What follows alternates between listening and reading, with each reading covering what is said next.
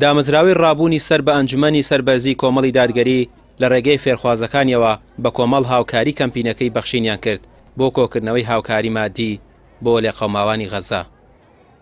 ئەمانە قوتابی دامەزراوی ڕابوونن، الحەمدولله هەمویان مناڵی قورئانن. ئێمە باسی غەزامان کردووە، خۆشیان ئەیبینن تەبعاً لە ماڵەوە لە ڕێی تەلەڤیزیۆنەوە. بۆیە باسی ئێمە خۆمان وەکو مامۆستاکان هەموو هاوکاریمان کۆ کردەوە بیهێنین بۆ ئێرە مناڵەکانی زۆری بەی زۆری هاواریان وتیان ئێمەش بەشدار ئەبین. ئێمەش بڕیارمانە هەست کەس بە پێی مەجال و گیرفانی خۆی بەشداری ئەم پرۆژەیە بکەن. مناڵی وامان هەیە گوارەکەی گوێی داکەندووە، مناڵمان هەیە دەخیلەکەی هێناوە، یعنی هەر مناڵە بە پێی توانە و گیرفانی خۆی حەزیان کردو لەم پرۆژەیە بەشدار بن. بەشێک لە منداڵەکان گوارەی گوێی خۆیان و دەخیلەکانیان بە کەمپینەکە بەخشی و دەڵێن نامانوێت منداڵانی غەزا بە برسێتی بمێننەوە.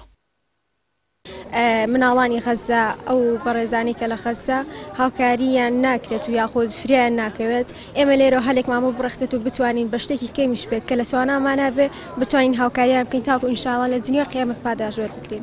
من تەلەڤیزیۆنی دامەزراوی ڕابوونم بۆ ئەوەی بەو پرۆپارەی کە پێم بوو بۆ ئەوەی یارمەتی خوشکبرایان بم لە غەزا. بەخشین و کۆمەکمان هێناوە بۆ بەخشین تاوەکو بگاتە غەزا بۆ خوشکبرایانمان لە غەزا، منیش بە گوارێک بەشداریم کردووە.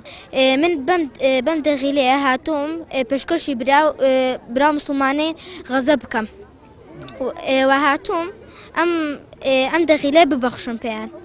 من ئەم گوارانەم هێناوە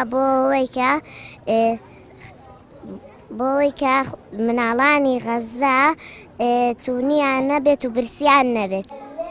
کەمپینەکەی بەخشین لە ناحیەی پیرەمەگرونیش بەڕێوە چوو، ڕێکخراوی ڕاست بۆ پەروەردەیەکی ڕاست لە ڕێگەی فێرخوازانی خولەکانیان و منداڵانەوە هاوکاری کەمپینەکەی بەخشینیان کرد تا منداڵان لە ئێستاوە فێری بەخشین بن.